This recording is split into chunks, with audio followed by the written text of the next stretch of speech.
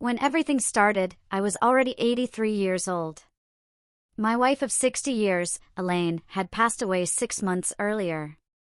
Fortunately, her death came swiftly, a massive heart attack that took her before she even reached the hospital. While I was still grieving the loss of her presence, I was starting to adjust to living alone. The mornings alone were the hardest. I had a helper to bring me meals and clean the house, which now felt empty without her. Our children were grown, and many of our grandchildren were adults with children of their own. 18 great-grandchildren brought me much joy, even the ones still in diapers. I wouldn't trade my life with Elaine or our family for anything. Elaine would have loved to spend time with the little ones, holding them and talking to them. Like I did for my children, I still read to my grandchildren and great-grandchildren. The little things bring the best memories. It all began one Friday evening at the synagogue during our monthly family service. This service is a special time when families gather, and it brings out some of the best qualities of our congregation. One family, Deborah and Walter Silverman, had 3 young children, 5-year-old twins, Saul and Raquel, Rocky, and a 2-year-old named Aaron. Deborah was also pregnant with another. I had become friendly with the Silvermans, having visited their home several times before and after Elaine's death. Aaron and the twins loved playing with me, and while they could be exhausting, their energy was too infectious to ignore. They unofficially made my great-grandchildren 21. During the service, it was time to bless the children. As the parents, including Walter and Deborah, gathered their children for the blessing, I was there alone that night, without any of my own family. While the boys were being blessed to be like Ephraim and Manasseh, Rocky noticed I was by myself and asked me to come closer to her. I did. As the girls were being blessed to be like Sarah, Rebecca, Rachel, and Leah, Rocky placed her hand on my head, just as her parents had done for her. Then, as the tradition goes, the parents recited the priestly blessing over their children. May the Lord bless you and keep you. May the Lord make his face shine upon you. May the Lord lift his countenance toward you and give you peace. When she removed her hand from my head, Rocky kissed my forehead. Well, I said to Walter and Deborah with a smile. I guess that makes me your grandchild. We all laughed. It was one of those playful thoughts a young child might come up with me as their grandchild, though they were much younger than me. After the service, we talked about various things, and when it was time to leave, they invited me to join them for Sabbath lunch. I was grateful for the invitation. As we were leaving, Rocky said, "Now I take care of you." Her words warmed me, especially on such a cold night. I kissed her on the forehead and thanked her. Deborah raised her hands in a gesture that said, "I don't know," but I simply smiled and nodded in acknowledgement. After services on Saturday, I spent a pleasant afternoon with the Silvermans. The children led me in play, and while Saul and Aaron wore me out, Rocky treated me as though I were her child, taking the role very seriously. She seemed to need to believe I was hers. Eventually, I grew too tired and fell asleep in a soft, comfortable chair. By Monday, I noticed my vision had become blurry. It didn't matter which glasses I used, I couldn't see clearly, whether near or far, and reading became impossible. I made an appointment that very day with Dr. Anderson, my eye doctor of nearly 20 years. He saw me that afternoon and tried adjusting my prescription, but it didn't help. He ran every test he could, but nothing seemed to explain the issue. He scheduled an appointment for the next day. The following day, I took a taxi to the radiologist for an MRI. The technician asked me to remove all metal and lie down. As my head was placed into the machine, she informed me I would hear drumming sounds. I closed my eyes and drifted off to sleep. I was awoken, what felt like only moments later, and told they would administer a gallium dye to get a clearer image of my brain. I joked, "There's nothing there."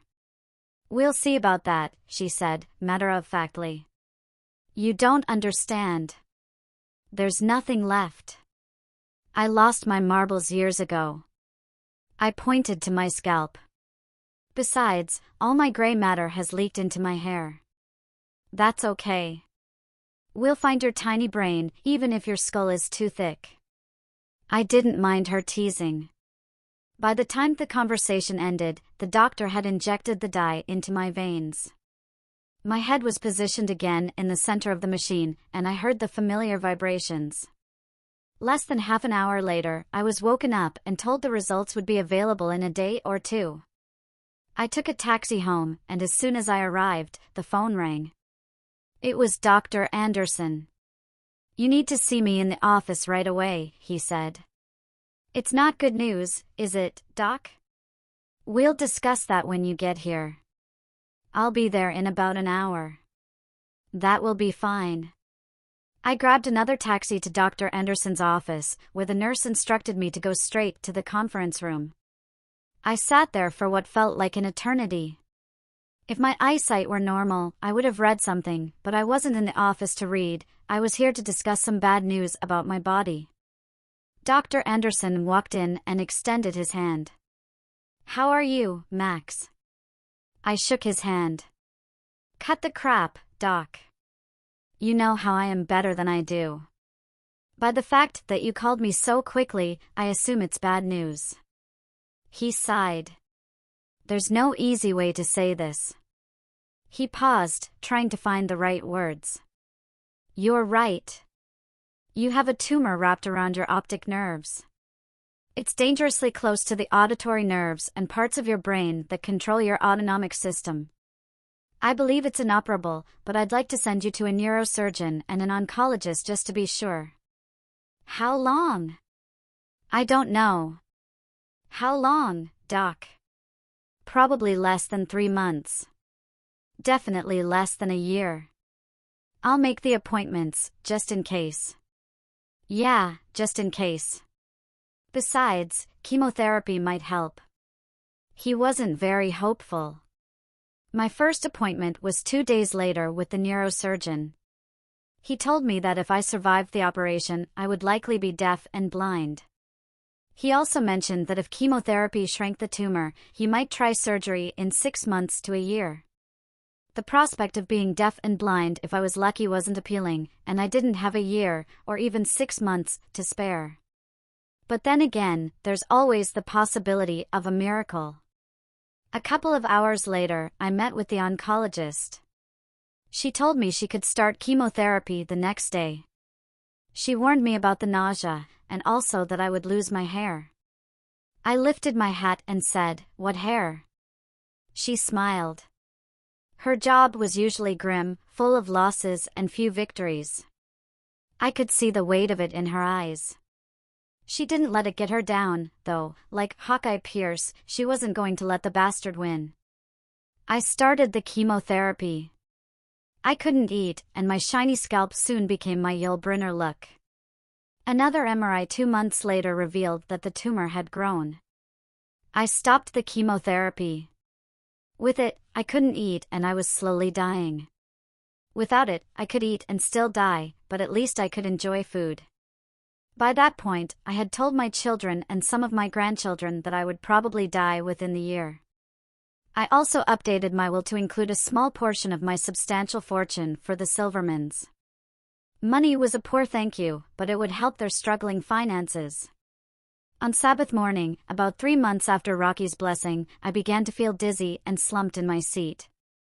From that moment on, things became vague.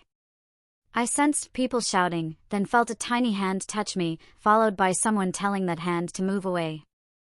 I heard a siren and felt my body shaking as the sirens surrounded me. I heard crying and talking, sometimes sounding like my children or some of my grandchildren. Occasionally, I felt a kiss or a hand holding mine. After a while, I had trouble breathing, and then everything went quiet. The nothingness lasted for what felt like an eternity. The next thing I heard was static, like the crackling of an old black and white TV with no antenna. Slowly, my vision began to clear. Above the plastic bars and rails, I saw a young couple. The man had striking red hair and a beard. The woman resembled a younger, slightly fuller version of Deborah, with black hair and an ample frame. The man wrapped his arm around her as they both smiled down at me. They whispered soft, sweet words, calling me their little baby. I tried to reach out with my hands. The woman picked me up as if I were a newborn, cradling my head. "Is my baby hungry?" she asked gently, pulling up her blouse and loosening a flap on her bra. She let me suckle at her chest, and I drank in the milk as if it were life itself. I felt the shadow of the man above me and noticed he kissed her on the lips, and she kissed back. Then he kissed me on the head. After a while, she lifted me to her shoulder and patted my back softly to burp me. Once she burped me, she offered me the other chest, repeating the process. I was content, my body feeling drowsy as I rested my head on the diaper on her shoulder. Then she spoke to me as if I were an adult. "Max, I know you're in there, and I'm telling you what happened to you to the best of my knowledge. I am Raquel Silverman, now Raquel Levitton. You've just met my husband, your father, Joel. After I blessed you, you got very sick. My parents said you went into a coma. I put my hand on you before they took you in the ambulance. In that hospital, you died. By putting my hand on you, I took your soul into me, where you stayed for years. When I was called to the Torah for my bat mitzvah, I placed my hand on my belly for you. Just before I became Mrs. Levitton, I did the same. When I was pregnant for the first time, I knew it was you. I was going to name you Moses after your real name, but that became difficult, so I named you Miriam after our Lagaver's sister. I lay there, content and happy, grateful for the chance to live again. I drifted off to sleep. Miriam? The name startled me, and I cried out like a baby.